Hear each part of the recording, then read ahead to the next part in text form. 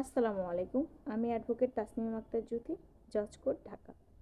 আজকে আমি যে বিষয়টা নিয়ে আপনাদের সাথে কথা বলবো সেটা হচ্ছে, অনেকে আমাকে কোশ্চেন করেন যে আপু, আমি যদি আমার ওয়াইফকে ডিভোর্স দিতে চাই তাহলে সে কি আমার জন্য নারী নির্যাতনের মামলা করতে পারবে অথবা যৌতুকের মামলা করতে পারবে?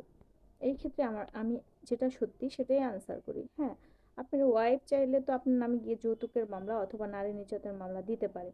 সেটা তো আপনি ঠেকিয়ে বা আটকিয়ে রাখতে পারবেন না, এবং আটকিয়ে রাখার কোনো এখতিয়ার আপনার হাতে থাকবেও না, কিছু করারও থাকবে না। আপনি যেটা করতে পারেন সেটা হচ্ছে গিয়ে, আপনি যেটা লিগাল, যে আপনি তাকে ডিভোর্স দিবেন বা তার সাথে আপনার ঘর সংসার করা হচ্ছে না বা হবে না, তাহলে আপনি তাকে লিগাল ওয়েতে ডিভোর্স দিবেন। এবং আপনার নামে যদি মামলা হয়ে যায় সেটা আপনাকে ফেস টু ফেস ফেস করতে হবে। সেটা আপনাকে মানে কোর্টে গিয়ে আপনাকে জিনিসটা ফেস করতে হবে। অনেকে এই জিনিসটা নিয়ে ভয় পায়, এবং ভয় পাওয়ারই কারণ অবশ্যই কারণ হচ্ছে গিয়ে, যারা কখনো কোর্টে যায়নি বা কখনো এই সমস্ত জিনিসগুলো ফেস করেনি তাদের কাছে জিনিসটা আসলে একটা আতঙ্কের।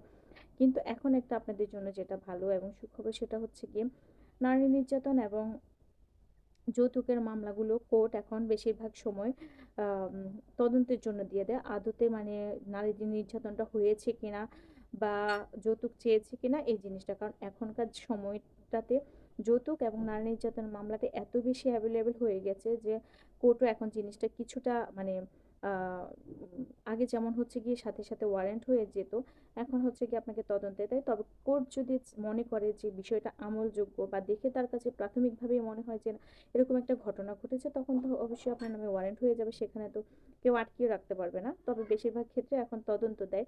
যদি তদন্তে প্রমাণিত হয়ে যায় যে কি আপনি সত্যি সত্যি আপনার ওয়াইফ থেকে যৌতুক চেয়েছেন বা তাকে নির্যাতন করেছেন, তাহলে তো অবশ্যই আপনার নামে ওয়ারেন্ট হবে এবং আপনাকে হচ্ছে গিয়ে জেলে যেতেই হবে।